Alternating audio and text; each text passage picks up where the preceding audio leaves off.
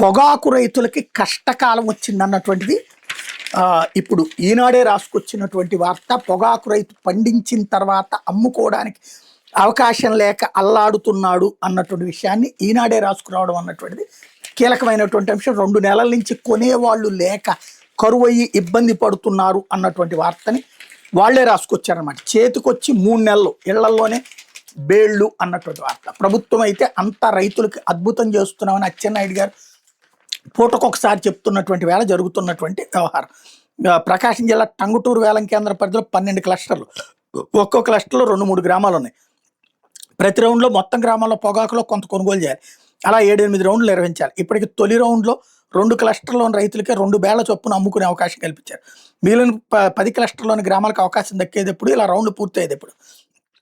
ప్రకాశం జిల్లాలోని ఒంగోలు 2 వేలం కేంద్ర పరిధిలో 45 గ్రామాలు ఉన్నాయి. ఇప్పటికి 13 గ్రామాల రైతులకి తొలి విడతలో 2 బేళ్ల చొప్పున ఎక్కరించి అవకాశం ఇచ్చారు. మిగిలిన 32 గ్రామాల రైతులు పొగాకు బేళ్లు ఇలా నుంచే కదలేదు. వీళ్ళందరి నుంచి తొలి రౌండ్ 2 బేళ్ల చొప్పున కొనుగోలు చేశాక మళ్ళీ అన్ని గ్రామాలకు రౌండ్లు వారే అవకాశం ఇస్తారు.